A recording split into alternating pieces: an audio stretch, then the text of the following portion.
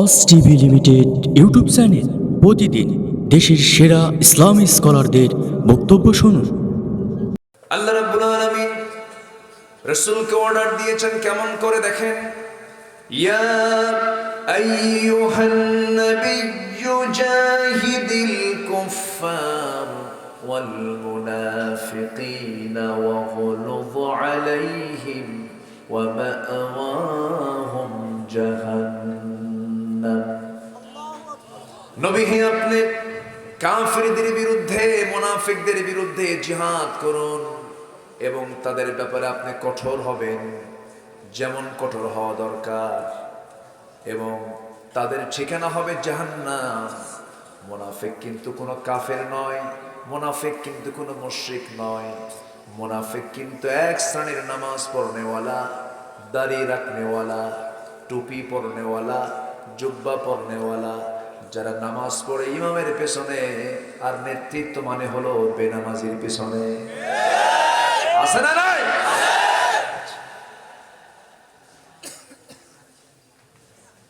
ইমানদার কখনো দুই রাস্তায় যাবে না, ইমানদার কখনো দুই দিকে তার পা বাড়াবে না। ইমানদারের কথা হবে এক, কাজ হবে এক, কারণ মহান রব্বুল আলামিন বলছেন, ইয়া আইয়ুহাল্লাযীনা আমানুত্তাকুল্লাহা ওয়া কুলু কাওলান সাদীদা ইউসলিহ লাকুম আ'মালাকুম ওয়া ইয়াগফির লাকুম যুনুবাকুম ওয়া মান ইউতি'ইল্লাহা ওয়া রাসূলাহু فقد فاز فوزا عظيما।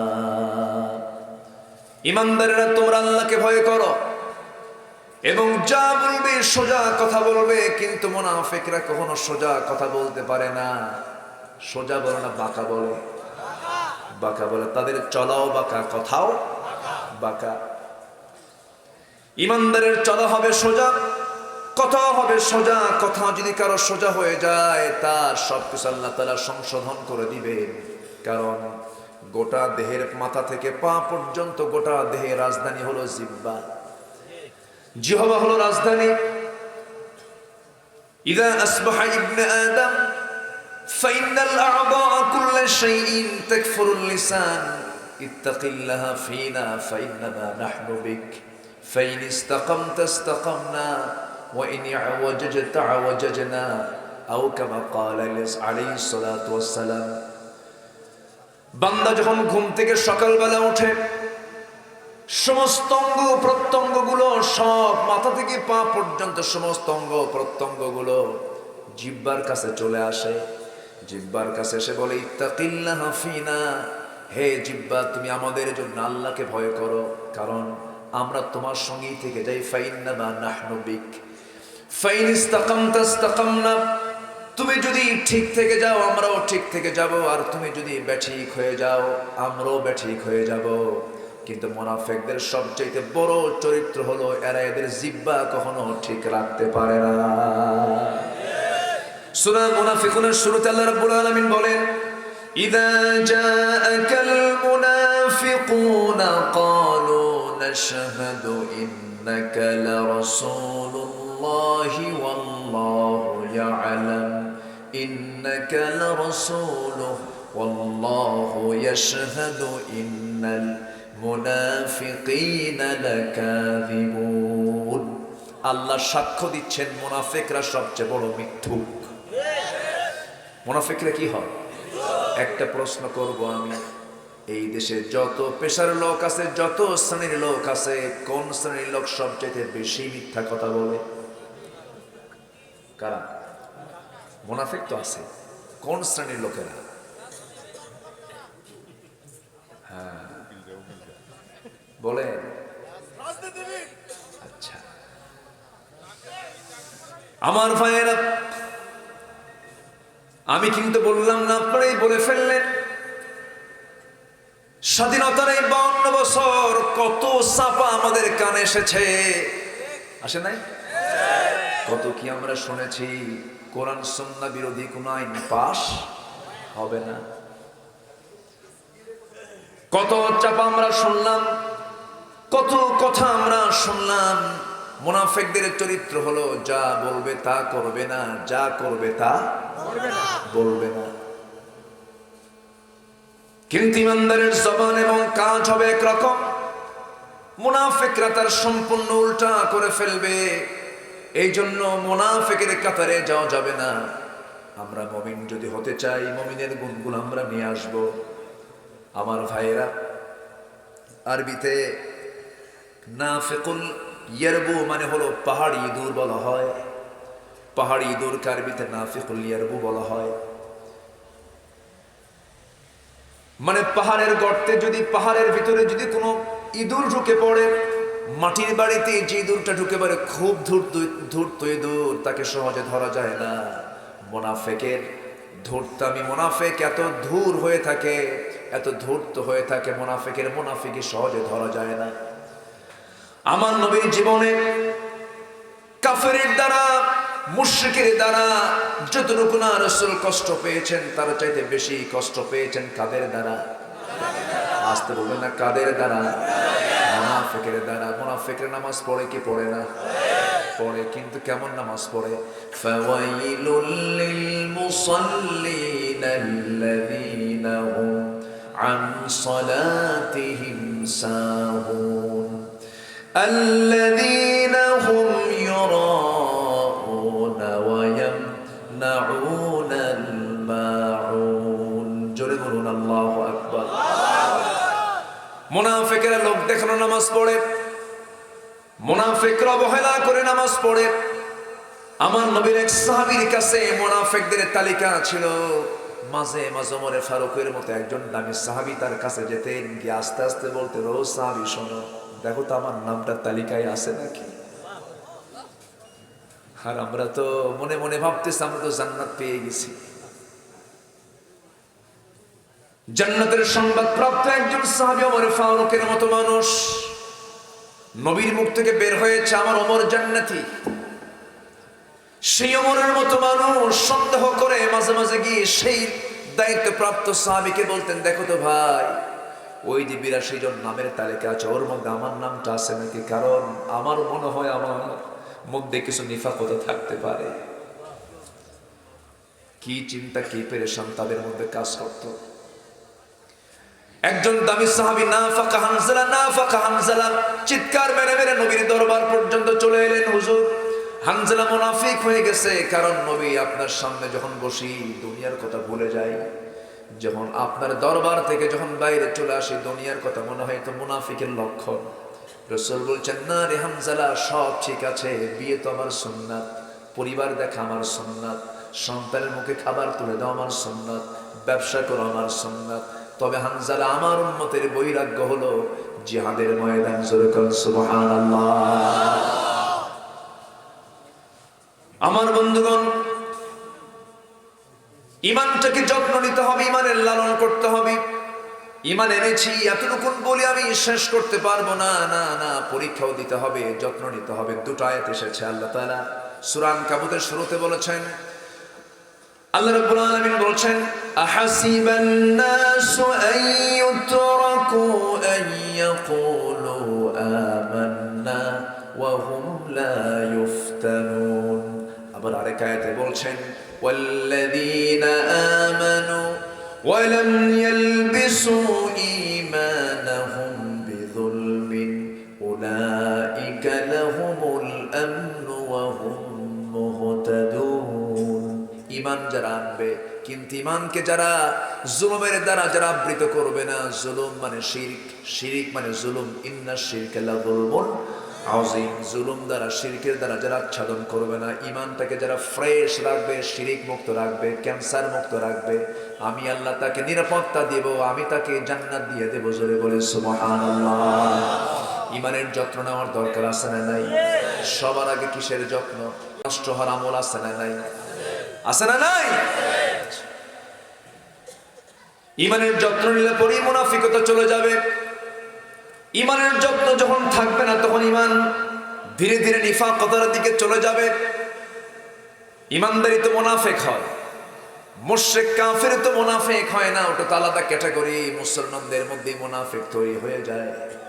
আল্লাহ তাআলা মুনাফিকদের ওই আয়াতটা যখন আমি পড়ি দারুণ ভয় পাই। আল্লাহ মুনাফিকদেরকে কি পরিমাণ শাস্তির কথা বলেছেন।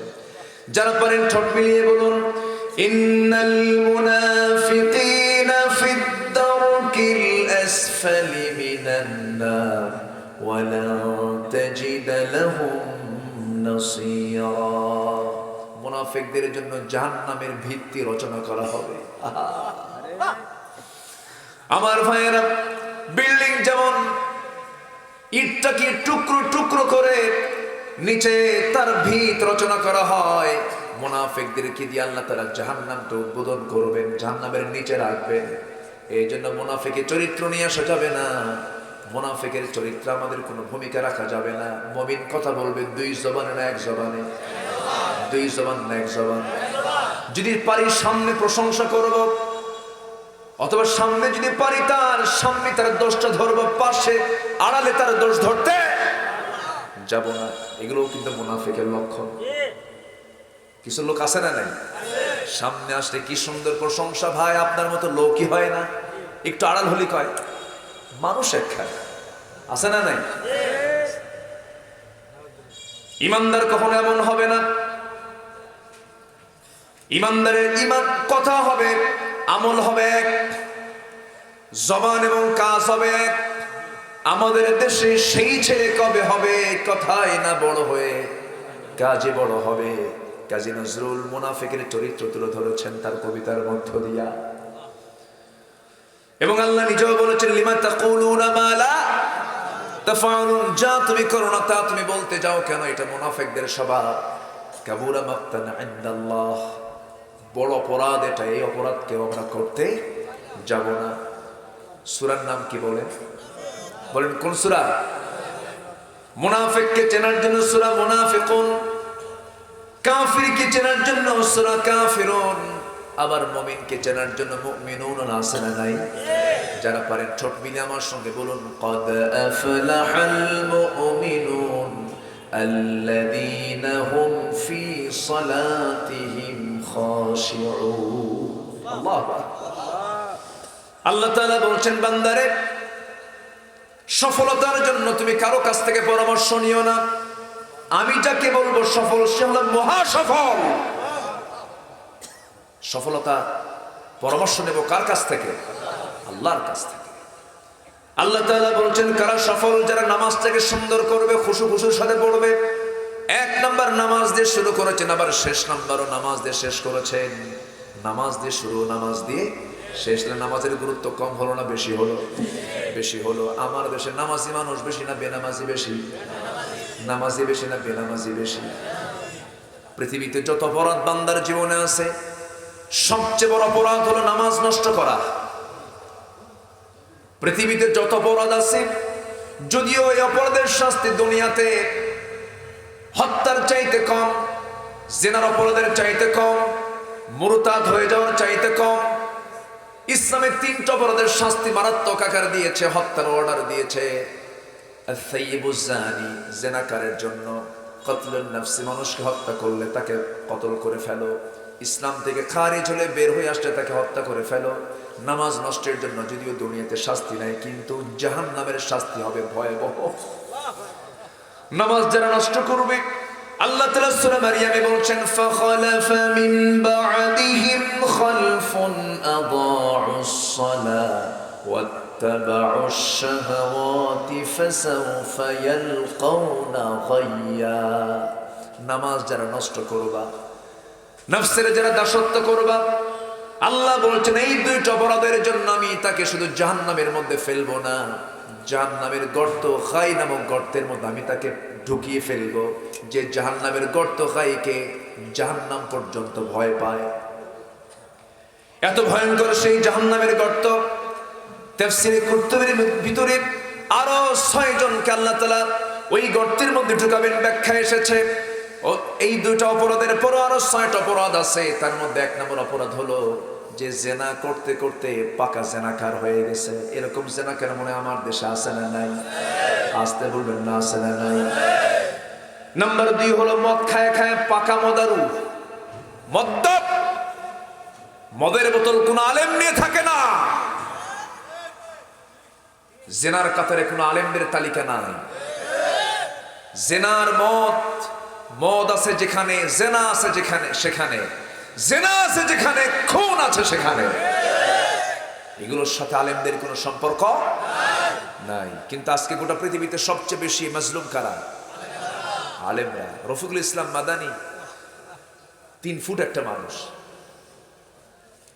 সামান্য ছোট্ট একটা মানুষ, খাটো আল্লাহর সৃষ্টি মাখলুক। কিভাবে একটা আলেমের গোটা দেহে ডান্ডা বেড়ি পড়ায়। আল্লাহ তুমি তাদের দিলকে নরম করে দাও, জোরে বলি আমিন। দিলে কি একটু দয়া হয় না? ইরহাম তুরহাম, দয়া করো দয়া পাবা, ক্ষমা করো ক্ষমা পাবা। দয়া করবা না, তোমার প্রতি আল্লাহ দয়াও করবেন না। ইসলাম কখনো প্রতিশোধ নিতে দেয় না, ইসলাম ক্ষমা করতে জানে। জোরে বল সুবহানাল্লাহ। আল্লাহ রাব্বুল আলামিন বলেন, والذين ينفقون في السراء والضراء والكاظمين الغيظ والعافين عن الناس والله يحب المحسنين। যারা ক্রোধকে সম্বরণ করে, মানুষকে মাফ করে দেয়, আল্লাহ ওই সমস্ত মুহসিনদেরকে খুব ভালোবাসেন। জোরে বলে সুবহানাল্লাহ। আমার দেশে চলছে ক্ষমার নীতি না প্রতিশোধের নীতি? ক্ষমার নীতি না প্রতিশোধের নীতি? কথা বলবো, কষ্ট হচ্ছে। আবার ওই গ্রুপটা আবার বলে, আমরাও তো কোরআন পড়ি, আমরাও তো কোরআন বুঝি। ওরা কোরআন বোঝে ওই কানার মতো। এক কানা গেছে মসজিদে নামাজ পড়তে, আজান শুরু হয়নি, নামাজও শুরু হয়নি, ইমাম সাহেবের সঙ্গে কানা বাকবিতণ্ডা চলতেছে। কথা বলতে বলতে চরম গন্ডগোল শুরু হয়েছে। ইতিমধ্যে আজান দিয়েছে, নামাজে দাঁড়ায় গেছে ইমাম, পিছনে মুসল্লি ওই অন্ধ লোকটা, কানা লোকটা নামাজে দাঁড়াইছে। সূরা ফাতিহার পর এমন একটা আয়াত বলছে যে আয়াতের অংশ হলো ওয়া কানা মিনাল কাফিরিন। কানার গেছে মেজাজ খারাপ হয়ে, মনে মনে করে কিছুক্ষণ আগে গন্ডগোল হলো, নামাজের মধ্যে ফতুয়া জারি হলো, আমি কানা কাফের। কিছু বলে নাই, চুপচাপ চলে গেছে বাড়িতে। ওইদিকে যিনি ইমাম, তার আবার একটা পা হলো খাটো, ন্যাংরা সাইজের। দ্বিতীয় দিন আবার নামাজে আসছে। ইমাম সাহেবদের তারপরে পছন্দের কিছু সূরা থাকে, যে আয়াত আগের দিন সে আয়াত পরের দিন। যখন শুরু করেছে সূরা ফাতিহার পর, যখনই বলছে ওয়া কানা মিনাল কাফিরিন, ওই আয়াত আবার যখন বলছে, কানা উল্টা লোকমা দিচ্ছে নামাজের মধ্যে, ওয়াল ল্যাংড়ানা মিনাল ফাসিকিন। আমি কানা যদি কাফের হই, তুই ল্যাংড়া হলি ফাসিক। ওরা কোরআন বোঝে ওই কানার মতো, ঠিক কি না? কোরআন যদি বোঝে, কোরআনওয়ালাদের, কোরআনকে যারা পড়ে, কোরআনকে যারা ফলো করে, কোরআনের ইলম যারা বিতরণ করে, তাদের তো অবস্থা এমন হওয়ার কথা ছিল না। গোটা পৃথিবীতে কোথাও অবস্থা ভালো নেই। কাবার দিকে তাকান, কাবার ইমাম কনসার্টের বিরুদ্ধে কথা বলছেন, ফাহিশার বিরুদ্ধে কথা বলছেন, সঙ্গে সঙ্গে খুতবারত অবস্থায় তাকে কট করে জেলখানায় দিয়ে সাজা দিয়ে দিল। এটা ইমামদারের কাজ নয়, এগুলো মুনাফিকদের কাজ।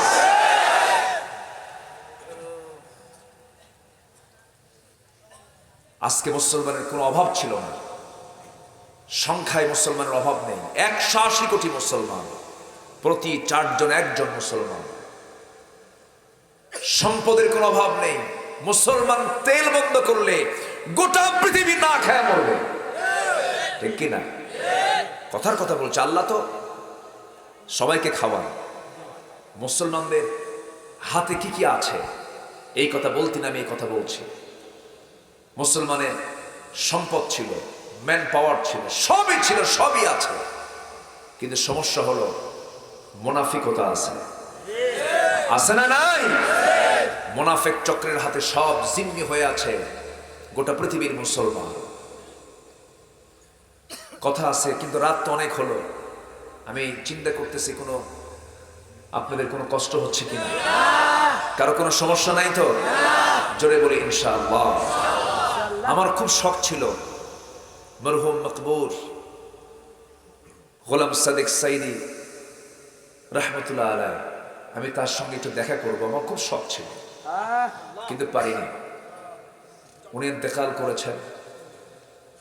গোলাম সরওয়ার সাইদি রহমতুল্লাহ আলাইহি ওনার চাচাতো ভাই, ওনার সঙ্গে আমার ব্যক্তিগত পরিচয় ছিল। এদিকে আসা হয়নি। আমি শুনেছি অনেক, তার অনেক গুণকীর্তন শুনেছি। আল্লাহ তুমি তার কবরটাকে জান্নাতের টুকরা বানায় দাও। এই ফুল বাগানগুলো তিনি সাজিয়ে গেছেন। মানুষ মারা গেলে এগুলোতে থেকে যায়। মৃত্যুর পূর্বে কিছু কাজ, যেরকম এমন কিছু কাজ তুমি রেখে যাও যেন কবরে শুয়ে শুয়ে এই সমস্ত কাজের জন্য পুরস্কার তুমি পেতে থাকো কিয়ামত পর্যন্ত। এই দিক থেকে মরহুম মকবুর পীর সাহেব রহমতুল্লাহ আলাইহি তিনি মনে হয় কোনো কিছু বাদ রাখেননি। এলাকায় তিনি একটা ফুল বাগান, অনেক ফুল বাগান তিনি ছড়িয়ে দিয়েছেন। বলি আলহামদুলিল্লাহ। তার সুযোগ্য সন্তান, আমরা তার জন্য দোয়া করি। বাবার জন্য অবশিষ্ট কাজগুলো তিনি সম্পূর্ণ করতে পারেন।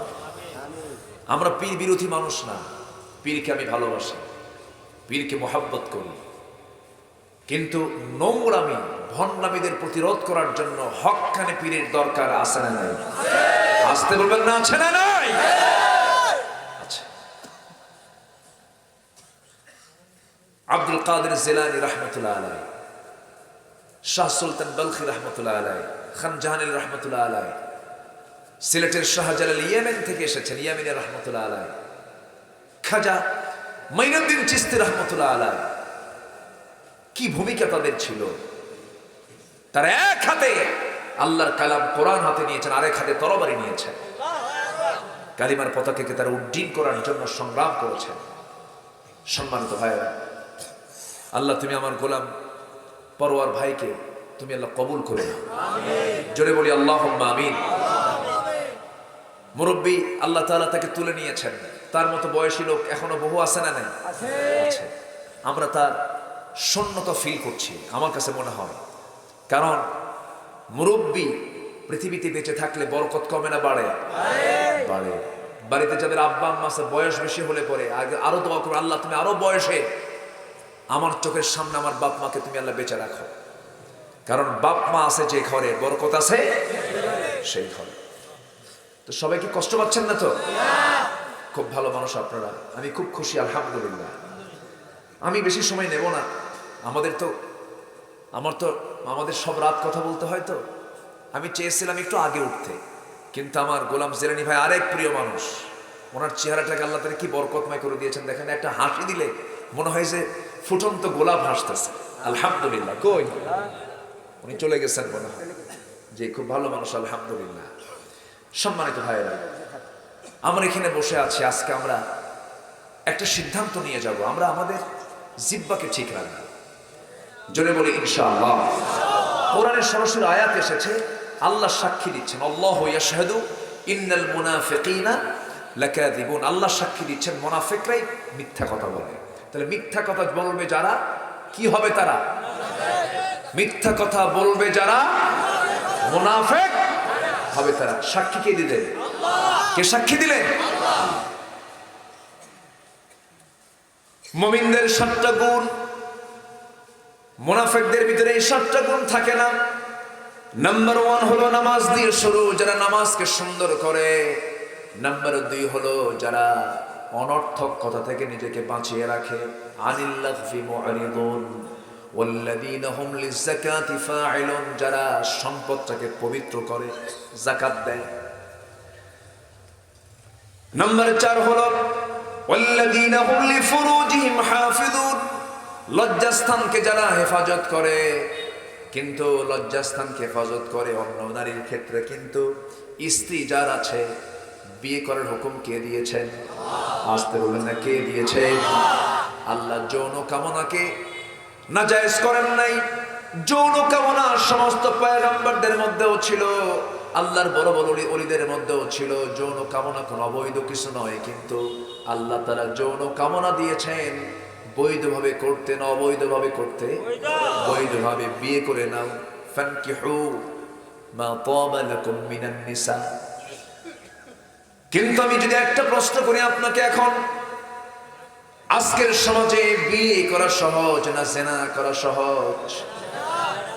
বলেন। বিয়েটা কঠিন হয়ে গেছে, জিনাটা সহজ হয়ে গেছে। কিন্তু আল্লাহ তাআলা দেখতে চান জিনার চিত্র না বিয়ের চিত্র? বিয়েটা আল্লাহ তাআলা দেখতে চান। তোমরা বিয়েটা করে নাও, ইজাব কবুল করে নাও। কিন্তু আজকে বিয়েটা জটিল। আজকে দিনের বেলা কোন এক যুবক আমাকে প্রশ্ন করতেছে, হুজুর একটা প্রশ্ন। কি প্রশ্ন?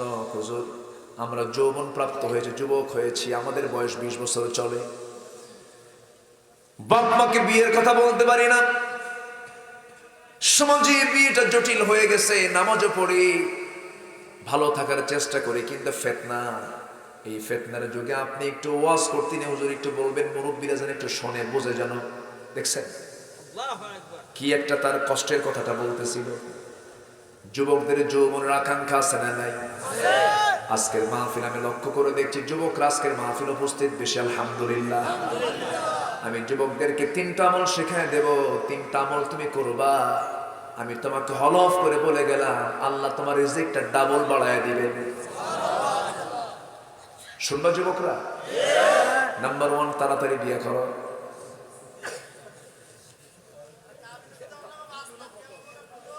এই তো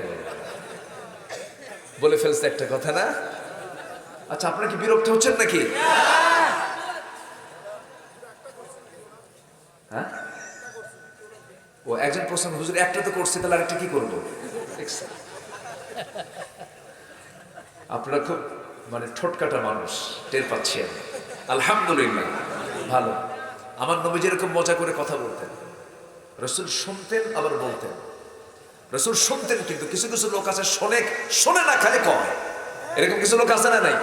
রাসূল শুনতেন বলতেন। আমার নবীজি খুব ফ্রি হয়ে কথা শুনতেন। একদিন এক সাহাবী হঠাৎ করে দাঁড়িয়ে বলছে, হুজুর আমার একটা ওয়াজ শোনেন। রাসূল বলেন, তুমি কি ওয়াজ করবে বলো। হুজুর আমার ওয়াজকে আর সেই ওয়াজ না। জাহিলি যুগে আমি একটা মূর্তির খুব পূজা করতাম, মূর্তিটাকে নিজের হাতে বানাইছিলাম, এটা নিয়ে ঘুরতাম, যেখানে যেতাম পিঠে রাখতাম, মাথায় রাখতাম, খুব সম্মান করতাম। হঠাৎ করে একটা দূর সফরে যাই, আমার প্রকৃতির চাপ লাগলো, প্রকৃতিটাকে সাড়া দেওয়ার জন্য। আমি এখন এটা নিয়ে আমি যাই কেমনে? আমার তো দেবতা, আমার রবটাকে, আমার দেবতাটাকে আমি একটা উঁচু জায়গায় রেখে আমি আড়ালে চলে গেলাম। কিছুক্ষণ পরে এসে দেখি আমার সেই দেবতার মাথা থেকে পা পর্যন্ত ভেজা। ভাবলাম রহমতের পানি। আমার নবীজি মুসকে মুসকে হাসতেছে, রহমতের পানি মনে করে আমি আমার জিহ্বা দিয়ে লেহন শুরু করলাম। চাটন দেওয়া মাত্রই দেখি হুজুর আমতা গন্ধ, আমার টকটকও লাগলো। সামনের দিকে তাকায় দেখি কুকুর লেজ গুটিয়ে গুটিয়ে যায়। সাহাবীরা দেখ, তারা একটু আওয়াজ দিয়ে হাসলেন। নবীজি সারা জীবন হেসেছেন, আওয়াজ দিয়ে না, মুস্কে হাসি। রাসূল হাসি দিলেন। ওই সাহাবী বললেন, ইয়া রাসূলুল্লাহ, এমন রাগ চাপলো আমার, এত সম্মান, এত ভক্তি, এত শ্রদ্ধা করি যে দেবতাকে, সে তার নিজের অস্তিত্বকে রক্ষা করতে পারে না। আমি এমন জোরে আঘাত করলাম, দুই হাতে নিয়ে এমন জোরে জমিনে ফেলে দিলাম, সব ভেঙে চুরমার হয়ে গেল। আপনার কাছে এসে এমন রবের সন্ধান পেয়েছি, যিনি সূর্যের মালিক, যিনি চাঁদের মালিক, যিনি 7টা আকাশের মালিক। যেরকম সুবহানাল্লাহ। রাসূল মাঝে মাঝে শুনতেন, ছোট ছোট বাচ্চাদের সঙ্গে সময় দিতেন। আম্মা জান আয়েশা বলেন, মাঝে মাঝে আমার মনে হয় রাসূল হুসাইনকে যে পরিমাণ সময় দিতেন, রাসূল আমাকে ওই পরিমাণ সময় দিতেন না। হুসাইনকে যখন কাছে পেতেন, ঘন্টার পরে ঘন্টা চলে যেত গল্প করতেন। 7 বছর 8 বছরের ছোট্ট হুসাইন নবীর কোলে বসা আছেন, নবীর কোলে বসে নবীর সঙ্গে গল্প করছিলেন। বাবে জিবরাইল জিবরাইল আলাইহিস সালাতু ওয়াস সালাম ওহী নিয়ে আসতেছেন, নবীর সামনে বসে গেলেন। নবীর সামনে বসে সালাম বিনিময় হয়ে গেল। নবীজি বললেন না হুসাইন তুমি চলে যাও। বাচ্চাদেরকে দেখলে রাসূল পাগল হয়ে যেতেন, অস্থির হয়ে যেতেন, খুব ভালোবাসতেন। আমার নবীজি বাচ্চা হুসাইনকে কোলের মধ্যে নিয়ে গল্পই করতেছেন, ওইদিকে জিবরাইল বসে আছেন। এবার বলছেন না না, তোমার সামনে কে এসে বসে আছে, তুমি কি তাকে চেনো নাকি? না না, মাঝে মাঝে এই লোকটা আপনার কাছে আসে, কিন্তু মতলব ভালো না। কেন? খালি হাতে আসে। কি হাতে আসে? খালি হাতে আসে। আমার নবীজি মুস্কি হাসি মেরে জিবরাইলের চোখের দিকে তাকায় চোখের ভাষায় কথা বলছেন, জিবরাইল, আমার নাতি হুসাইন কম নয়, আমার নাতি আমার এই 12টা বাজায়। কি যাবে আল্লাহ জানে। আল্লাহ বলছেন, জিবরাইল, আমার প্রিয় দোস্তের প্রিয় নাতি হুসাইন যখন শক করে ফেলেছে, তোমাকে কৃপণ বলে ফেলেছে, পকেটে একটু হাত দিয়ে দেখো, তোমার পকেটের মধ্যে জান্নাতের আঙ্গুরের ছড়া ঢোকানো হয়েছে। জিবরাইল আঙ্গুরের ছড়াটা উপরে ঝোলায় রাখলেন। নবীজি বলছেন, ও আমার নাতি হুসাইন, কে বলেছে কৃপণ সাহাবী, দেখো তোমার জন্য টস আঙ্গুর এনেছে। না না, এতক্ষণ ভাবছিলাম সাধারণ কৃপণ, এখন থেকে মারাত্মক কৃপণ। কেন? পকেট আঙ্গুর থুই আঙ্গুর বের করে না। নবীজি খুব মজার মানুষ ছিলেন। এক কালো মহিলাকে দেখে বলেন, এই কালো মহিলা কোনোদিন জান্নাত পাবে না। কালো মহিলা কাইন্দা শেষ। কিছুক্ষণ পর মুস্কি হাসি মেরে বলেন, মহিলা কান্দো কেন? হুজুর, আপনার মুখ থেকে বের হয়েছে আমি জান্নাত পাবো না। কে বলেছে জান্নাত পাবে না? এই কালো স্রোত নিয়ে নয়, পূর্ণিমা রাতের চাঁদের মতো চেহারা জান্নাতে প্রবেশ করবা। নবীজি মজা করে কথা বলতেন। হুসাইন কি ঘন্টার পরে ঘন্টা সময় দিতেন। কোন একদিনের বেলা নবীজি মসজিদ নববীর ভিতরে কথা বলছেন সাহাবায়ে কেরামকে নিয়ে। দরজায় এক সাহাবী দাঁড়ায় আছেন।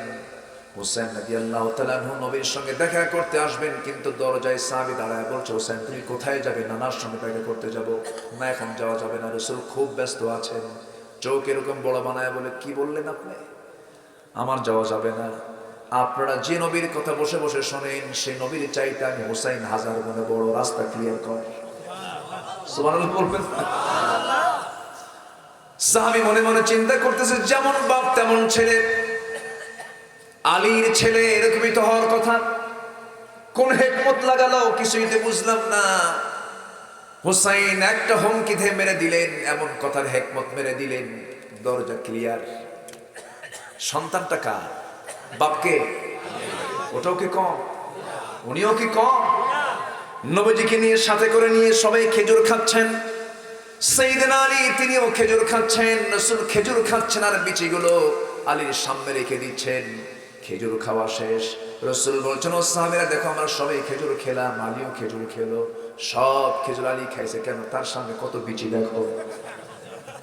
রাসূল মজা করতেন। আমার নবীজির কথা শুনে সাইয়েদনা আলী বললেন, ও আমার ভাইরা, রাসূল যে বলেছেন আমি বেশি খাই, আমার বেশি খাওয়াটা মানায়, কারণ আমি হলাম আসাদুল্লাহিল গালিব। আমি যোদ্ধা, আমার খেতে হবে, আমার বাহুবল দরকার, খাদ্যের দরকার। কিন্তু রাসূল যতক্ষণ ধরে খেজুরগুলো খেয়েছেন আমাদের মতো করে নয়, তার পদ্ধতি ভিন্ন ছিল। কারণ আমরা সবাই খেজুর খেয়েছি বিচি ছাড়া, আর রাসূল খেজুর খেয়েছেন বিচি শুদ্ধা। কারণ তার প্রমাণ তার সামনে একটা বিচিও নাই। এটার নাম হুসাইন। সেই হুসাইন হচ্ছেন আলীর ছেলে।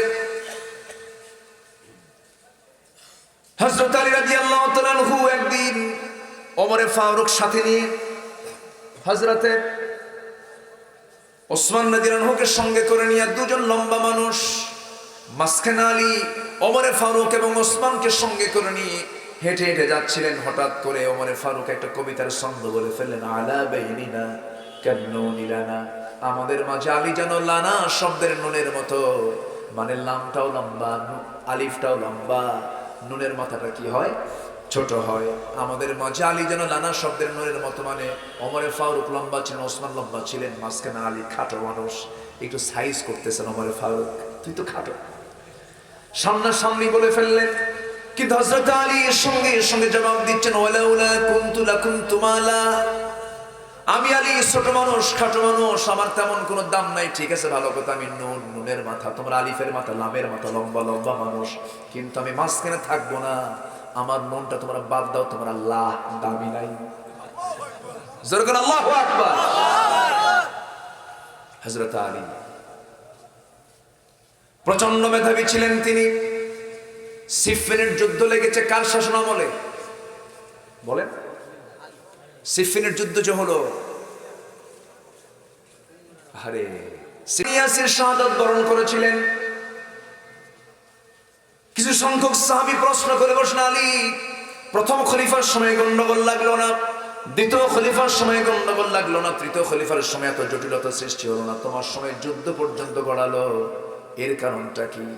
সাইয়েদনা আলী মুস্কি হাসি মেরে বলছেন, শোনো, প্রথম খলিফা আবু বকরের পাশে আমি আলী ছিলাম, দ্বিতীয় খলিফা ওমর ফারুকের পাশে আমি আলী ছিলাম, তৃতীয় খলিফা ওসমানের পাশে আমি ছিলাম, কিন্তু চতুর্থ খলিফা আমি যখন হয়েছি আমার পাশে আরেকটা আলী নাই, এই জন্য গন্ডগোল লাগছে।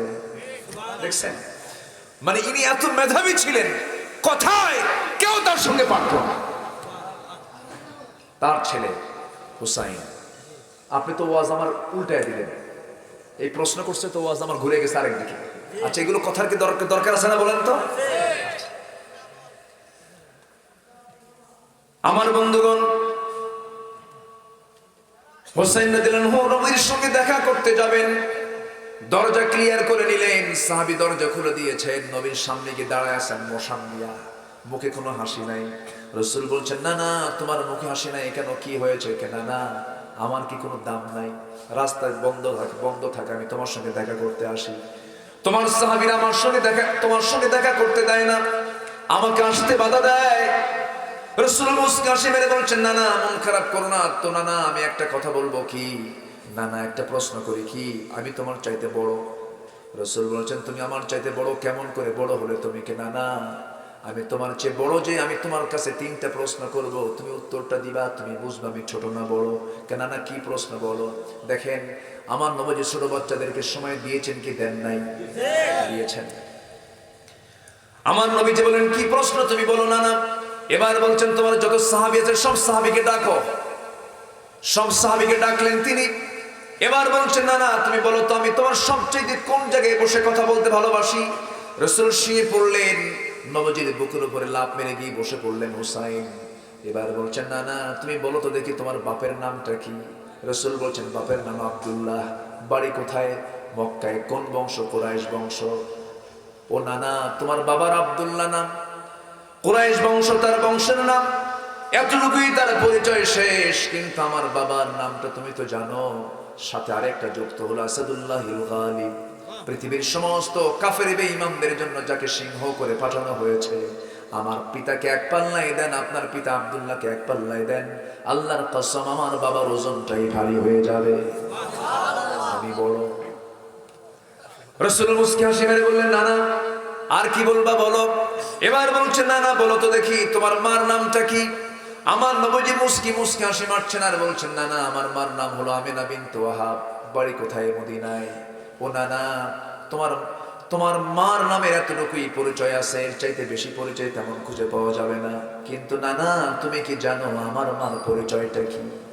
যেই মার সঙ্গে তোমার দেহের সম্পর্ক আছে, তোমার রক্ত তার রক্ত, তুমি তাকে না দেখলে তুমি থাকতে পারো না। আমার মা হলেন সাইয়্যিদাতুন নিসাই আহলিল জান্নাহ, খাতুনে জান্নাত ফাতিমা। আর তোমার মা আমিনা ফাতিমা কি দুইজনকে দুই পাল্লায় দিয়ে দাও, আমার মার ওজনটাই বেশি ভারী হবে। না না, বলো তো কে বড়? আমার নবীজি মুস্কি হাসি মেরে সন্তানকে চুমু দিচ্ছেন, নাতিকে চুমু দিয়ে বলছেন, না না রে, আর কি বলবি বল। নবীর চক্ষু লাল হয়ে গেছে, কাঁদতেছে। এরপরে বলছেন, না না, আর কি প্রশ্ন করবি বল রে। না না, এবার প্রশ্ন করছেন, না না, তুমি বলো তো তোমার নানার নামটা কি? তোমার নানার পরিচয়টা কি? এবার রাসূল বলছেন, না না, আমার নানার পরিচয় হলো ওয়াহাব জুহরি। বাড়ি তার কোথায়? মদিনায়। কি করতেন? ব্যবসা করতেন। এতটুকু আপনার নানার পরিচয় শেষ। কিন্তু নানা, আপনি তো জানেন নিশ্চয়ই আমার নানার পরিচয়টা কি? আমার নানা হলেন সর্বকালের সর্বযুগের সর্বশ্রেষ্ঠ মহামানব, আল্লাহর পরে যার স্থান, আখির জামানার পয়গম্বর জনাবে মুহাম্মদুর রাসূলুল্লাহ সাল্লাল্লাহু আলাইহি সাল্লাম, আমার নানাকে এক পাল্লায় দেন, আপনার নানা ওহাব জরুরিকে এক পাল্লায় দেন, আল্লাহর কসম আমার নানার ওজনটাই ভারী হয়ে যাবে। আমার নবীজি তার কপালে চুম্বন করলেন, গ্রীবা গন্ডদের সব জায়গায় চুমুতে চুমুতে ভরায়া দিয়া বলছেন, নানা রে আজকে আমি তোর কাছে কথার দিক থেকে হেরে গেছি। সুবহানাল্লাহ। ইসলাম কত সুন্দর, নবীজির ইতিহাস কত সুন্দর, নবীজির সুন্নাত গুলো কত সুন্দর, নবীজির সাহাবায়ে কেরামদের সঙ্গে বাচ্চাদের সঙ্গে তার ডিলিংসটা কত সুন্দর। এই সমস্ত কথাগুলো ক্লাস 6, 7, 8 ক্লাসের সিলেবাসে যদি আজকে ঢুকায় দেওয়া হতো, সন্তানগুলো আল্লাহওয়ালা হয়ে যেত। এইগুলোকে না দিয়া ঢুকানো হচ্ছে, মানুষ নাকি আগে বানর ছিল।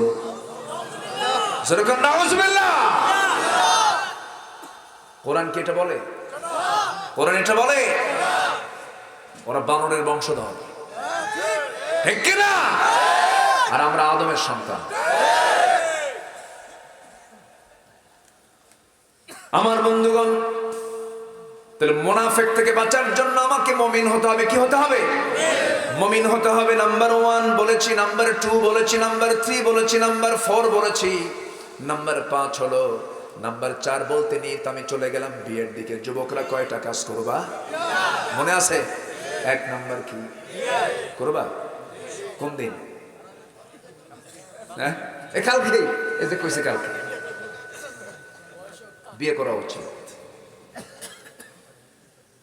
যে সমাজে জেনা বেড়ে যাবে সেই সমাজে রোগ বেড়ে যাবে। পশ্চিমাদের টার্গেট হলো মুসলিম সমাজকে জেনার মধ্যে ফেলে দেওয়া। ওদের চিন্তাই হচ্ছে এটা, জেনা বাড়ায় দাও। নমরুদি স্টাইল এগুলো। কার স্টাইল? নমরুদের পদ্ধতি ছিল এগুলো। নমরুদ সমাজে জেনা চালু করে দিয়েছিল, অবৈধ সম্পর্ক সমাজে চালু করে দিয়েছিল, ফেরাউনরা এগুলোই চালু করে দিয়েছিল, আবু জেলদের সমাজে এগুলো চালু ছিল। মুসলিম সমাজে এগুলো চলতে দেওয়া যাবে না। যুবকরা, তোমার রিজেক্টটা বাড়াতে চাইলে জেনাটাকে, জেনার দিকে যাওয়া যাবে। ওয়ালা তাকরাবুজ জিনা, জিনার কাছে যাওয়া যাবে না, বিয়েটা করে নাও। আব্বাকে বলে ফেলো, বুঝিয়ে ফেলো। আবার কিছু কিছু আব্বা আছে দুষ্ট টাইপের, ছেলে যদি বলে আব্বা বয়স হয়েছে বিয়ে করাও, কিসের বিয়ে রে তোর? এরকম ধমক মারা বাপ কিছু আছে না? নাই। আপনি যে ধমকটা দিলেন, কিন্তু আপনার সন্তান যে বিয়েটা করতে চাইল, আপনি যে ধমক দেওয়ার কারণে সে যদি কোনো জেনার কাজে লিপ্ত হয়ে যায়, সেই জেনার অপরাধ বাবার দিকে যাবে কি যাবে না? আজ থেকে এখন যাবে কি যাবে না? যাবে। সাবধান। কু আনফুসাকুম ওয়া আহলিকুম নারা। নিজে বাঁচলে হবে না, পরিবারকেও বাঁচাতে হবে জাহান্নাম থেকে। মেয়ে সন্তানদের বিয়ে দেওয়া দরকার, ছেলে সন্তানদের বিয়ে দেওয়া দরকার। 3টা কাজ দ্রুত করো। মানুষ মরে গেলে দাফনটা দাও, জানাজাটা দিয়ে দাও। ঋণ হলে কি করো? পরিশোধ করো। নাম্বার 3 হলো, বিয়ের সময় হলে তাড়াতাড়ি বিয়ে দাও। যৌবন চলে এসেছে, বিয়ে শাদী দিয়ে দাও। নবীজি তার পরিবারের বিয়ে শাদী দিয়েছেন, নিজেও বিয়ে করেছেন। নিজে বিয়ে করেছেন, বাপ নাই মা নাই। বিয়ে করেছেন কত বছরে? 25। কত বছর? 25। স্ট্যান্ডার্ড এজ হলো 25। রাসূল 25-এ বিয়ে কভার করে ফেলেছেন। আমার নবীজি তার মেয়ে ফাতিমাকে বিয়ে দিবেন, প্রস্তাব দিলেন। বিলিয়নার সাহাবী, খেজুর বাগানের মালিক ওলা সাহাবী এসে প্রস্তাব দিচ্ছেন। রাসূল বলছেন নট অ্যালাউ, হবে না, হবে না। আমার কাঙ্ক্ষিত প্রার্থী এখন আসে নাই। সবার শেষে আলী আসছেন, নবীর সামনে দাঁড়াইয়াছেন, সালাম দিয়ে চুপ করে দাঁড়ায় আছেন। নিজের কথা তো নিজে বলা যায় না। রাসূল বলছেন আলী, তুমি জানো কি জন্য আসছো? তুমি কি আমার মেয়েকে বিয়ে করবে না? হুজুর দিলে করা যায়। সুবহানাল্লাহ বলবেন। লজ্জা পেয়ে গেছেন। সবচেয়ে কম বয়সে ইসলাম কবুল করেছেন কে? কে? আমার নবীজি নামাজ পড়েন, নবীজির ডানে জাফর, নবীজির বামে আলী রাদিয়াল্লাহু আনহু। 2 ভাই 2 পাশে দাঁড়ায় গেছে। আবু তালেব বলতেছে, মুহাম্মদ রে, আমার 2টা সন্তানকে তোর হাতে তুলে দিলাম। রাসূল বলেন, চাচার সন্তান 2টাকে তুলে দিন, আপনার খবর কি? কয়, বাপের ধর্ম ছাড়বো না। বাপের ধর্ম? এরকম তেড়ি মার্কা লোক এখনো আছে না নাই? আবু তালেব মার্কা লোক কিছু আছে না? সাইয়েদনা আলী রাদিয়াল্লাহু আনহু নবীর সামনে দাঁড়ালেন। নবীজি বললেন, ও আমার আলী, আমার মেয়েকে তুমি যে বিয়ে করবা, তোমার কাছে কোনো টাকা পয়সা আছে নাকি? হুজুর, বাড়ি তো নাই, টাকা পাবেন কোথায়? কি আছে তোমার কাছে বলো হুজুর? এই যে ঢাল, এই যে তরবারি। রাসূল বললেন, ঢাল ছাড়াও যুদ্ধ চলে, ঢালটা বিক্রি করে আসো, আমার মেয়েকে বিয়ে দেব, ঢাল বেচার টাকা মহরনা ধার্য করে। জোরে সুবহানাল্লাহ। ঢাল বেচতে গেলেন। ওসমান জিন্নুরাইন নবীজির জামাই ছিলেন, দুই মেয়ের জামাই। এক মেয়ে মারা যাওয়ার পর আরেকটা মেয়েকে দিয়েছিলেন। তিনিও মারা যাওয়ার পর রাসূল বলতেন, মাঝে মাঝে আমার যদি আরেকটা মেয়ে থাকতো, আরেকটা মেয়েকে আমি ওসমানকে দিয়ে দিতাম। জোরে সুবহানাল্লাহ। ওসমান সামনে দাঁড়িয়ে বলছেন, আলী, সাত সকালে তুমি ঢালটা বিক্রি করতে আসছো কেন? বলতেছে, ঢাল বিক্রি করতে আসছে, আমার একটা বিষয় ফায়সালা হয়ে গেছে। কি? বিয়ে শাদী হয়ে যাচ্ছে আমার। কার সাথে? আপনার শালী। আপনার শালিকা। খুব খুশি হলেন। ঠিক আছে, নাও, ঠিক আছে, এই যে টাকা নাও, ঢালটা দাও। ঢালটা নিয়ে হাতের মধ্যে নিয়ে মুস্কা হাসি মেরে বলছেন, আলী, চলেই গেলেন নাকি? হ্যাঁ, যাচ্ছি। কিছুক্ষণ পর তুমি তো আমার ভাইরা হবে, তোমাকে কিছু দেওয়া দরকার না? ঢালটা তোমারে দিয়ে দিলাম, যাও। ঢালটি নিয়ে আসলেন, নবীর সামনে দাঁড়ায় আছেন। রাসূল বলছেন, আলী, মনে হয় ঢালটা বিক্রি হয় না। হুজুর, ঢাল তো বিক্রি হয়ে গেছে। ঢাল হাতে কেন? গিফট পাইছি। কে গিফট দিল? আপনার বড় জামাই ওসমান। কাম পাও নাই, এমন জায়গায় বেচতে গেছো? কি কথা বলছেন? সব তো নিজের মধ্যে হয়ে গেল। নবীজি মেয়েকে বিয়ে দিচ্ছেন। বিয়ে দেওয়ার সময় বলছেন, মা, বিয়ে তো দিলাম তোমাকে আমি, এমন সুন্দর ছেলে দিলাম যার গোটা মাথা থেকে পা পর্যন্ত সব তাকওয়া দিয়ে ভরা। সুবহানাল্লাহ। রাসূল বিয়ে দিয়েছেন কি দেখে? তাকওয়া দেখে। এখনকার মেয়ের বাপরা বিয়ে দেয় কি দেখে? এই তো দেখেন, যুবকদের ভাষা কেবল বেরিয়েছে।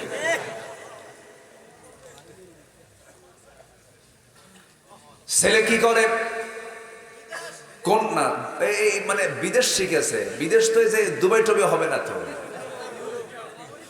ইউরোপ হতে হবে, আমেরিকা হতে হবে, আর মঙ্গল গ্রহে অফিস থাকতে হবে। কোন গ্রহে? এই দুনিয়াতে মঙ্গল গ্রহে একটা ফ্ল্যাট থাকতে হবে, অথবা পজিশন নিতে হবে। আল্লাহর কসম করে বলি, আল্লাহর কসম করে বলি, সুখ শান্তি, পারিবারিক শান্তি পেতে হলে ইসলাম ছাড়া কোথাও কোনোদিন শান্তি আসতে পারে না। আসতে পারে না। নবীজি তার মেয়েকে বিয়ে দিলেন।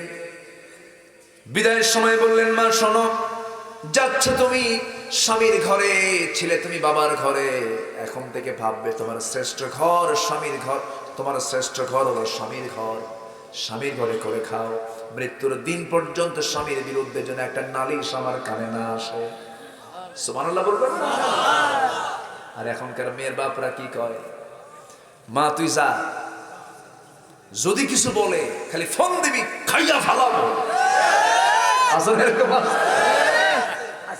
শান্তি হবে কেমনে? স্বামীর আনুগত্য বলতে কিছু নাই। এখন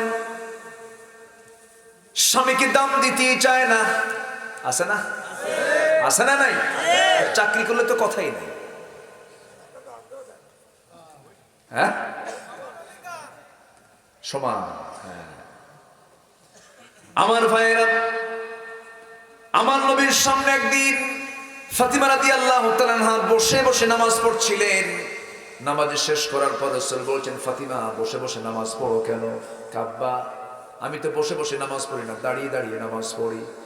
আজকে বসে বসে নামাজ পড়ার হেতু হলো, আমি আজকে বসে বসে নামাজ এই জন্য পড়ছি, আপনি বলেছেন স্বামীর কোনো যেন নালিশ আমার কানে না আসে, স্বামীর কোনো দুর্নাম করা ঠিক নয়। আপনি আমার গায়ে যে জামাটা দেখতে পাচ্ছেন, জামার পিছনের অংশটুকু ছেঁড়া অংশ আছে, ওই ছেঁড়া অংশটুকু দাঁড়িয়ে নামাজ পড়তে গেলে আপনার দৃষ্টিগোচর হয়ে যাবে। আপনি যখন আপনার মেয়ে ফাতিমার পরনে যখন কাপড়টা ছেঁড়া দেখবেন, আপনার মনে মনে এটা চিন্তা আসবে, আরে আমার জামাই আলী আমার মেয়েকে কত কষ্ট দেয় কাপড়ে, আমার স্বামীর এতটুকু দুর্নাম হোক, আমি এটা চাই নাই মনে করে বসে বসে নামাজ পড়ছি। কি পরিমাণ স্বামীর প্রতি তাদের ভক্তি ছিল। খাবার নাই, দাবার নাই। সাইয়েদনা আলী রাতের বেলা ঘরের মধ্যে ঢুকতেছেন, মুখে হাসি নাই।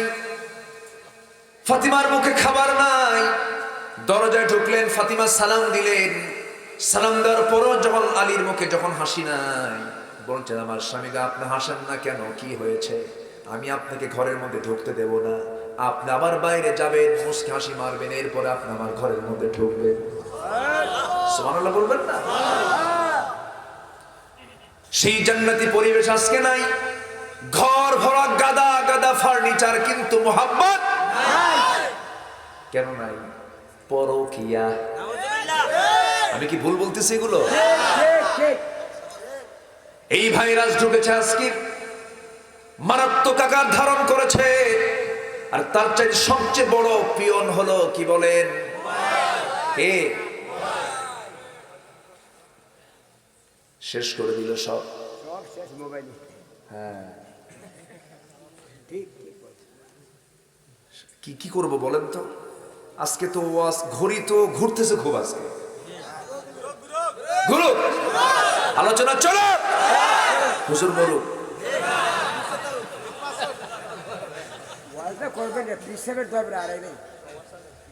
হুজুরও বাচ্চা, জি বলি আলহামদুলিল্লাহ। আপনার বাড়ি যাবেন না? বাড়িও যাবেন না? তো থাকেন, আমি যাই।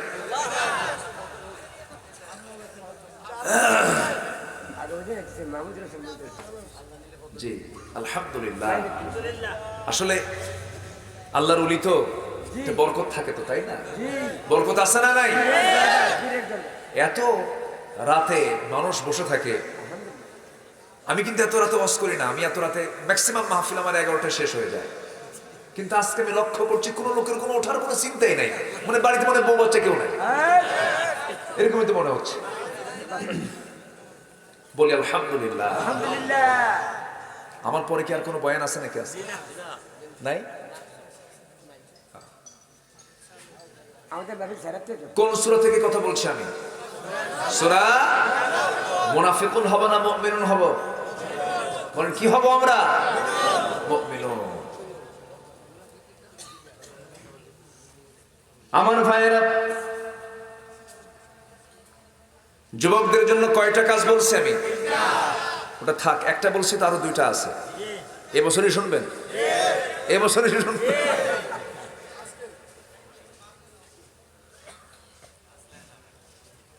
আমাকে গোলাম সরোয়ার ভাই বলতেছে যে আপনার ছেলে মেয়ে কয়জন? বললাম যে আল্লাহ তাআলা আমাকে 4টা দিয়েছেন ছেলে মেয়ে। বড়টা কি করে? আমার 3টা মেয়ে। কেউ তো আলহামদুলিল্লাহ কইল না। বিয়ে কি আপনি দিবেন নাকি? তো জোরে কর না কেন আলহামদুলিল্লাহ?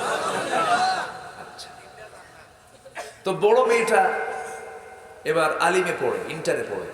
তো ভাই বলতেছে ভাই আপনার ছেলে মেয়ে এত বড় হলো কেমনে?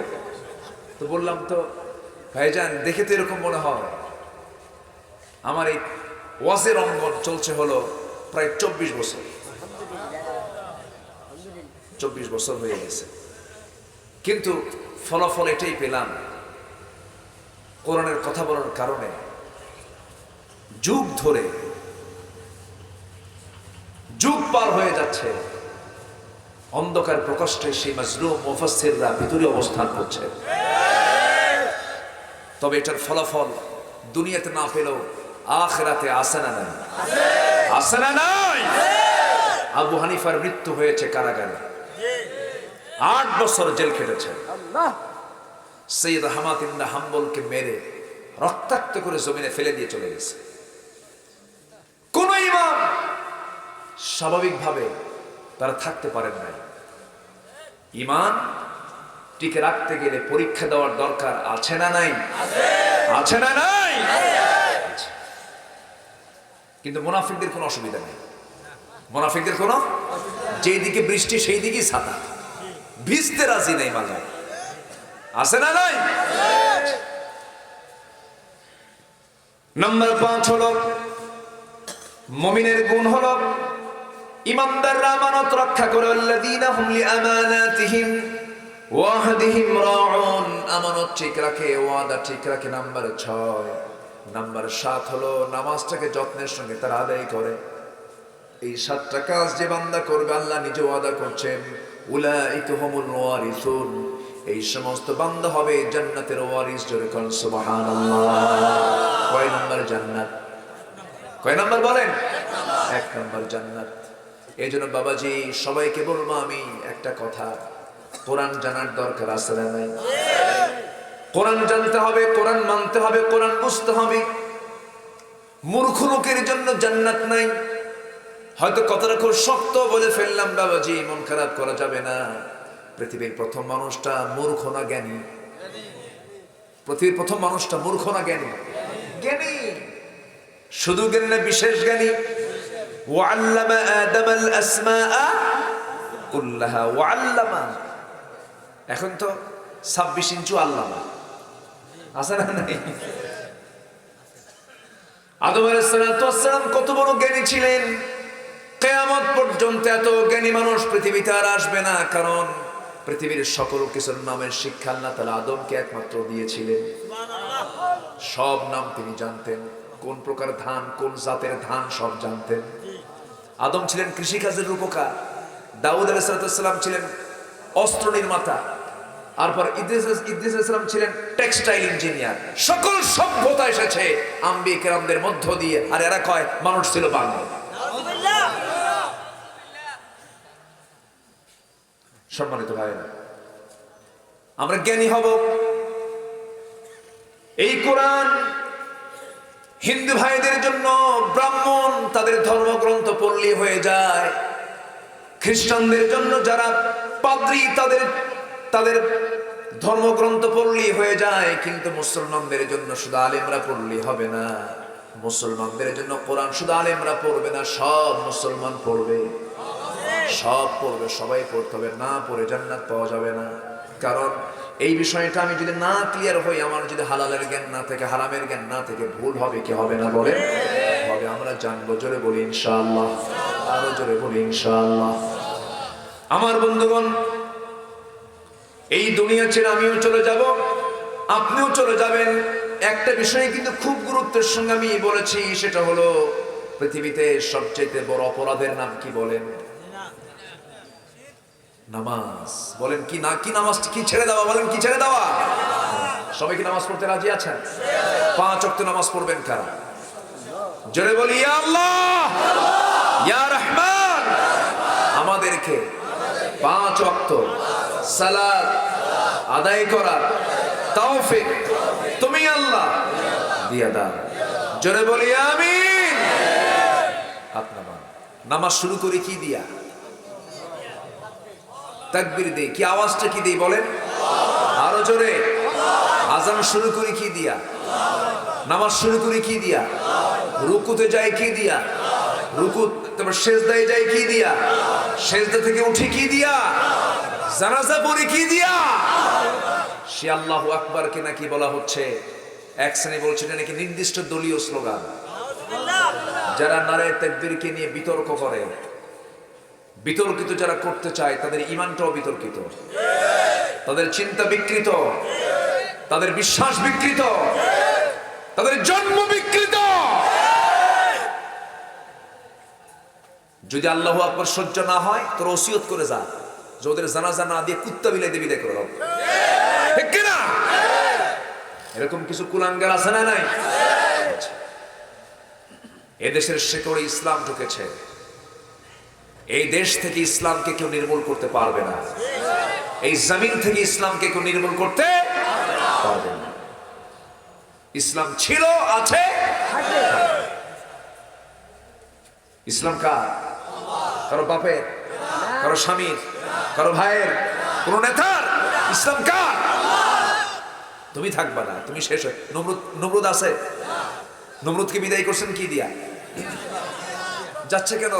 ভাবছে যে হুজুর শেষ করবে না, একটু বসেন। নমরুদকে শেষ করেছেন কি দিয়া? কি মশা? সচল না অচল? মশা কি দুর্বল? মশা দুর্বল না, এই জন্য আল্লাহ মশা পাঠাইছে, অন্য কোনো প্রাণী পাঠান নাই। মশা দারুণ মজবুত প্রাণী। আচ্ছা, মশারি টাঙ্গাই কি থেকে বাঁচার জন্য? কে কে কে শক্তিশালী? কে বলেন? কে শক্তিশালী? কি শক্তিশালী যে আমার জেলখানায় ঢুকতে হয়? রাতের বেলা উপায় নাই, জেলখানায় আমি আছি যেন মশা না আসে। দারুণ ইন্নাল্লাহ লা ইস্তাহি আইয়াদরিবা মাসালাম মা বাউদাতান ফামা ফাওকাহা। আল্লাহ তাআলা এই যে মশার কথা বলেছেন এমনি বলেন নাই, মশার সঙ্গে নমরুদের ইতিহাস আছে না নাই? শেষ করে দিয়েছেন। সে আল্লাহ আজও আছেন না নাই? মশা থেকে 4টা শিক্ষা পাওয়া যায়। মশার যে এক্সাম্পল দিয়েছেন, নাম্বার 1, যে মশা রক্ত খায় বেশি তার হায়াত কমে না বাড়ে? বলেন কমে যায়। ঠিক তেমনি আজকের সমাজে যারা জনগণের টাকা অবৈধভাবে লোপাট করে পেট ভরাচ্ছ তাদেরও হায়াত শেষ। নাম্বার 2, মশা যে কামড় দেয় মানুষকে, পুরুষ মশা না স্ত্রী মশা? স্ত্রী মশা। আল্লাহ তাআলা এখানে কিন্তু স্ত্রী মশার কথাই বলেছেন, ইন্নাল্লাহা লা ইস্তাহি আন ইয়াদরিবা মাসালাম মা বাউদাতান, মুয়ান্নাস, স্ত্রী মশার কথা বলেছেন। নাম্বার 3, মশা যখন কানের কাছে এসে গুনগুন করে, যে ভন ভন করে, ঘুম হয়, খুব সুন্দর আওয়াজ না? এই আওয়াজে ঘুম হয় না। তো এই আওয়াজটা যখন করে, এই আওয়াজটা কেন হয়? সায়েন্স বলতেছে মশা প্রতি সেকেন্ডে, মিনিট না কিন্তু, প্রতি সেকেন্ডে তার পাখা নড়াই হলো 500 থেকে 600 বার, যা পৃথিবীর আজ পর্যন্ত কোনো মেশিন এত দ্রুত চলতে পারে এমন কোন মেশিন পৃথিবীতে আবিষ্কার হয়নি। মশা লা ইস্তাহি আন ইয়াদরিবা মাসালাম মা বাউদাতান। নাম্বার 4, আল্লাহ তাআলা নমরুদকে শেষ করেছেন কিসের বাহিনী দিয়া? মশার বাহিনী দিয়ে। আল্লাহর কিছু লাগে না, আল্লাহ শুধু ইঙ্গিত দিবেন, শেষ। অহংকার করা যাবে না। অহংকার আছে যার, ধ্বংস আছে তার। আল্লাহ তুমি আমাদের, অহংকার মুনাফিকরা হয়, অহংকার কাদের থাকে? মুনাফিকদের থাকে। আল্লাহ তুমি আমাদের সবাইকে হেফাজত করো, মুনাফিকতার সমস্ত বদগুণ থেকে আমাদেরকে পরহেজ রেখে মুমিনের গুণগুলো অর্জন করার তৌফিক তুমি আল্লাহ দিয়ে দাও। জোরে বলি আল্লাহুম্মা আমিন। এই আশাবাদ কামনা করে আমি আমার কথার না বাড়িয়ে যতটুকুন বলেছি বলি আলহামদুলিল্লাহ। আমার গোলাম পরোয়ার ভাই এখানে আছেন, তিনি দোয়া করবেন। হ্যাঁ, এই যাচ্ছেন কেন? আমি একটু দোয়া হবে তো। আচ্ছা, আমরা চাইবো কার কাছে? আমি কি দোয়া করবো? বলেন মুরব্বী। আচ্ছা, তাহলে আমি সবার কাছে, হ্যাঁ জি জি, তাহলে আমি আর আলোচনা না বাড়াই, দোয়ার দিকে না যাচ্ছি, কারণ সারা রাতের প্রোগ্রাম, তাই না? যে আমার পরে পরবর্তী মেহমান আছেন তারা কথা বলবেন। সবার কাছে দোয়া চাচ্ছি, সবাইকে আমার জন্য দোয়া করবেন। জি, আসসালামু আলাইকুম ওয়া রাহমাতুল্লাহ। সুবহানাকাল্লাহু ওয়া বিহামদিকা আশহাদু আল্লা ইলাহা ইল্লা আনতা আস্তাগফিরুকা ওয়া আতুবু ইলাইক।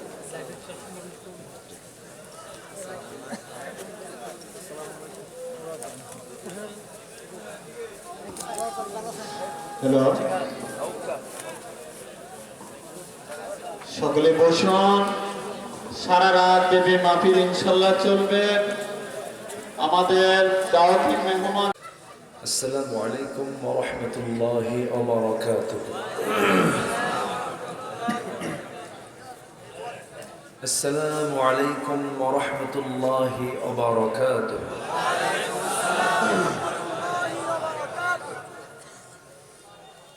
إن الحمد لله الأكرم الذي خلق الإنسان وكرمه وعلمه من البيان ما لم يعلم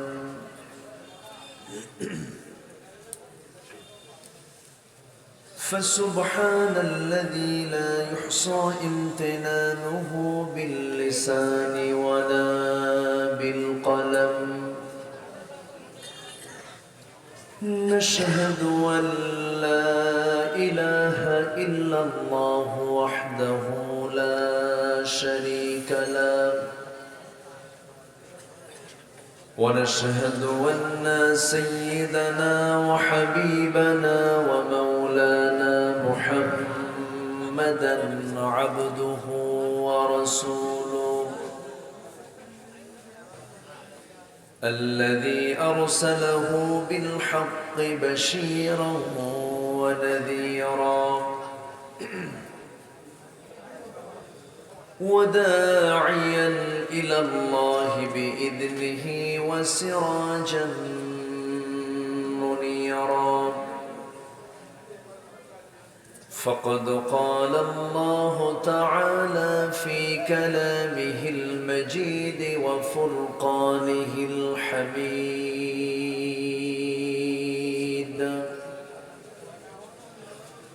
أعوذ بالله من الشيطان الرجيم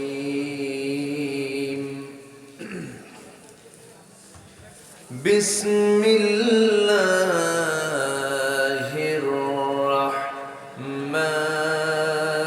الرحمن الرحيم يا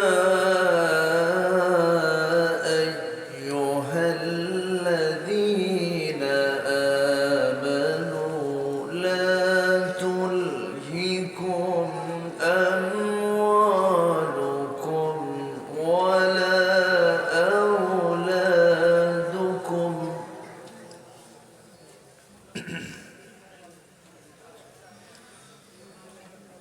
ولا أولادكم عن ذكر الله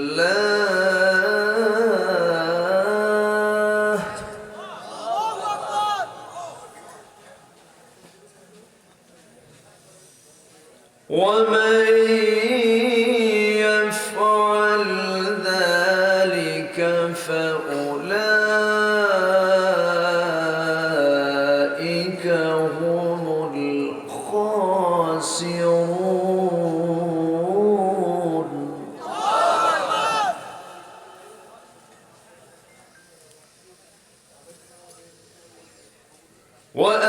وأنفقوا مما رزقناكم من قبل أن يأتي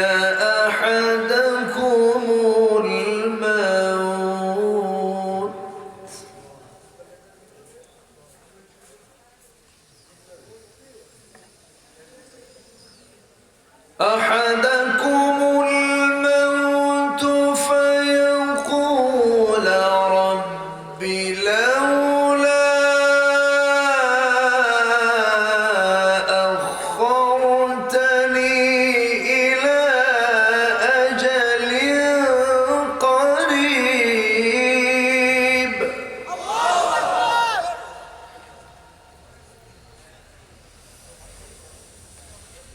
إلى أجل قريب فأصدق وأكن من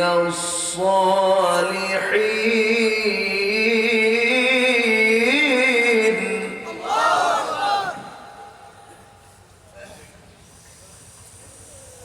ولن يؤخر الله نفسا إذا جاء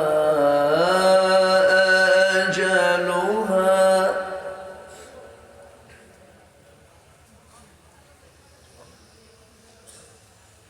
والله خبير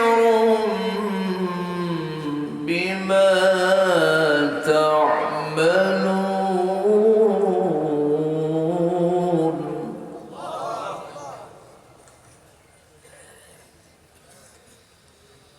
الله أكبر بسم الله الرحمن الرحيم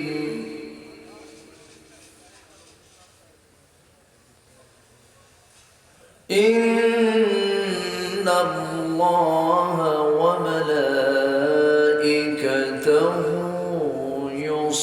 يصلون على النبي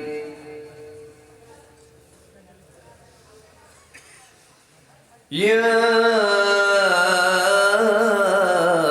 أيها الذين آمنوا صلوا عليه وسلموا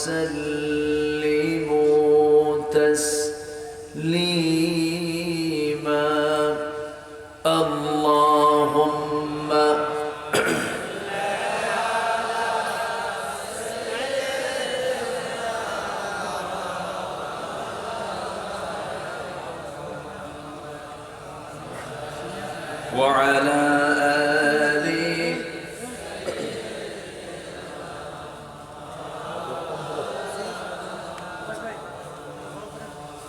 একটু মোহাম্মত দিয়ে নবীর প্রেমে মাতোয়ারা হয়ে জবান খুলে আওয়াজ দিয়ে সবাই বলুন আল্লাহুম্মা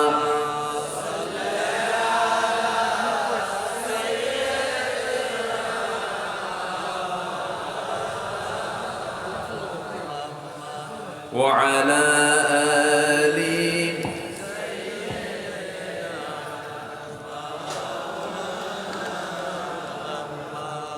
সবাই বলুন বালাগাল উলা বিকামালিহি কাশাফাত তুজা বিজামালিহি হাসানাত জামিউ খিসালিহি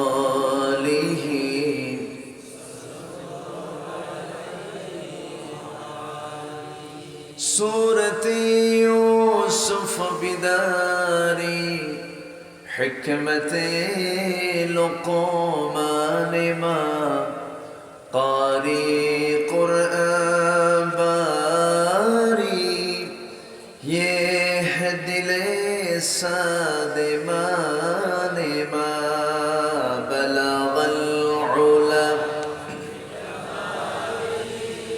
كشف التجى بجماله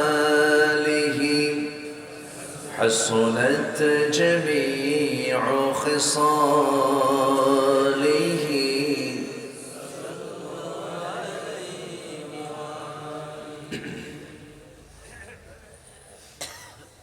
কুমিল্লা জেলার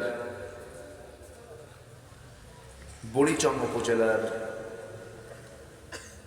শিকারপুর দারুল কোরআন জিলানিয়া সিনিয়র আলিম মাদ্রাসা মাহফিল ইন্তেজামে কমিটি কর্তৃক আয়োজিত দুদিনব্যাপী ৩৮তম বার্ষিক ওয়াজ ও দোয়ার মাহফিল ২০২৩ মহৎ আয়োজনের সম্মানিত সুযোগ্য সাহেব সদর সভাপতি মরহুম মকবুর মৌলানা শাহ মোহাম্মদ গোলাম সাদিক সঈদী রহমতুল্লাহ আলাইহির সুযোগ্য সাহেবজাদা আড়াইবাড়ি দরবার শরীফ কুমিল্লার সম্মানিত পীর সাহেব আমার অত্যন্ত কাছের নন্দিত আলেম দ্বীন মাওলানা গোলাম পরওয়ার সঈদী হাফিজাহুল্লাহ, আজকের মাহফিলের সম্মানিত প্রধান অতিথি, বিশেষ করে আমার পূর্বে কথা বলেছেন নন্দিত আলেম দ্বীন, বিশিষ্ট ইসলামী চিন্তাবিদ পীরজাদা মাওলানা গোলাম জিলানী হাফিজাহুল্লাহ, কথা বলেছেন খ্যাতনামা মুফাসসির কোরআন উস্তাজুল আসাতিজা ঐতিহ্যবাহী নিশ্চিন্তপুর কামিল মাদ্রাসার অনারেবল হেড মুহাদ্দিস মুহতারাম মাওলানা আমার শ্রদ্ধাভাজন নুরুজ্জামান হাফিজাহুল্লাহ। আজকের মাহফিলের প্রধান আকর্ষণ দূরে ও কাছের বিভিন্ন স্থান থেকে ছুটে আসা কালিমার ঝান্ডাবাহী, তাওহীদের পতাকাবাহী, দ্বীন ইসলামের নরসারদুল বীর মুজাহিদ, প্রাণ প্রিয় সম্মানিত দ্বীনী ভাইরা, আড়ালে বসে আছেন সম্মানিতা শ্রদ্ধেয়া সর্বগুণে গুণান্বিতা মা বোনেরা। আলোচনার সূচনায় আনুষ্ঠানিকতার মধ্য দিয়ে আমার পক্ষ থেকে আবারও দিল খোলা সালাম, আসসালামু আলাইকুম ওয়া রাহমাতুল্লাহি ওয়া বারাকাতুহু। সবাই কেমন আছেন? আমাকেও প্রশ্ন করলেন, আল্লাহ তাআলা আমাকে আপনার কাতারেই রেখেছেন। বলছি আলহামদুলিল্লাহ। সুস্থতা বড় একটি নিয়ামত। অসুস্থ হলে বোঝা যায় সুস্থতার গুরুত্ব। আমরা সুস্থ আছি, আমরা নিরাপদে আছি। যিনি আমাকে সুস্থ নিরাপদে রেখেছেন সেই মনিবের দরবারে আমরা সবাই বলছি আলহামদুলিল্লাহ। সবাই বলছি আল্লাহুম্মা ইন্নী আসআলুকা আল হুদা ওয়াত তুকা ওয়াল আফাফা ওয়াল গিনা। সবাই বলি আল্লাহুম্মা লাকা আসলামতু ওয়া বিকা আমানতু ওয়া আলাইকা তাওয়াক্কালতু ওয়া ইলাইকা আনাবতু ওয়া বিকা খাসামতু। সম্মানিত হাজিরিন, আমার পূর্বে যারা আজকে কথা বলেছেন তাদের কথার পরে আর আমার কথা থাকে না। চমকপ্রদ, দলিল নির্ভর, গ্রহণযোগ্য এবং অনেক সুন্দর সাবলীল ভাষায় পূর্বের মেহমানরা কথা বলেছেন। আমি উঠেছি শেষ ক্লাসে। শেষ ক্লাসটা খুব কষ্টের। কষ্ট এই জন্য বলবো, যারা ছোটবেলায় যারা মাদ্রাসায় স্কুল কলেজে যারা পড়েছি, প্রথম ক্লাসটা কিন্তু খুব মজা লাগে, কিন্তু শেষ ক্লাসটা যখন স্যার ঢোকে তখন মনে মনে চিন্তা করি স্যার বের হবে কখন। ঠিক আছে না? তো এখন এই শেষ ক্লাসে আমার কাঁধে পড়েছে, লেখা থাকে আমাকে শেষে উঠায় দেয়, লেখা থাকে প্রধান বক্তা, কিন্তু আমি তো হয়ে যাই শেষ বক্তা। তা আমি যতক্ষণ আছি সবাই আমার সঙ্গে থাকবেন তো নাকি? কারো কোনো আপত্তি নেই? জোরে বলি ইনশাআল্লাহ। কোরআনটা এসেছে দুনিয়ার কোথাও থেকে না, আসমান থেকে। আসমান থেকে নাজিল হওয়া বৃষ্টির পানিতে মাটির যে উর্বরতা, আর পানি সেচে মাটির যে উর্বরতা, কোন পানিতে উর্বরতা বেশি? কি?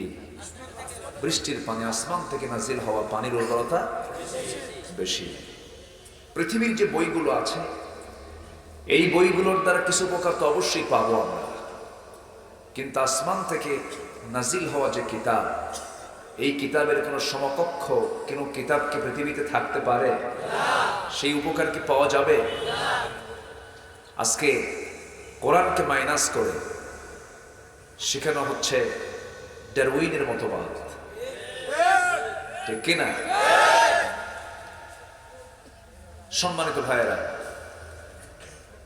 বানরের বংশধরদের কাছ থেকে আদম সন্তানদের শেখার কিছু নাই। বেশি লম্বায় যাব না, এক রাত পেয়েছি তো একটু একটু করে বলি। আসলে আমরা এখানে যারা বসে আছি, আমরা ঈমান এনেছি,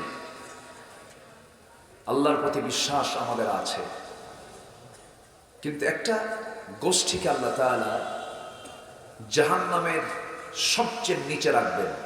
সেটা কোন গোষ্ঠী বলেন? কুমিল্লা নোয়াখালীতে ওয়াজ করতে গেলে খুব সচেতন হয়ে ওয়াজ করতে হয়, কারণ এই এলাকার শ্রোতারাও বড় বড় বক্তা। আলহামদুলিল্লাহ। সম্মানিত ভাইয়েরা, তাহলে মুনাফিক এমন একটি গোষ্ঠীর নাম যে গোষ্ঠীর দ্বারা ইসলামের ক্ষতি সবচেয়ে কম হয়েছে না বেশি হয়েছে? সে মুনাফিক তো নাই? আমার দেশে আছে? মুনাফিক কারা এটা জানতে হলে, বুঝতে হলে মুমিন কারা এটাও জানতে হবে।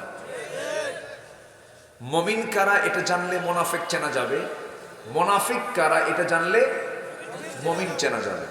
তাহলে আসুন দেখি, আমি যেখান থেকে তেলাওয়াত করেছি, তেলাওয়াতকৃত আয়াতগুলো হলো সূরা মুনাফিকুনের শেষ 3টি আয়াত। মুনাফিকুন, সূরার নাম মুনাফিকুন, কিন্তু মুনাফিক হইলে তো খবর আছে। মুনাফিক হওয়া যাবে?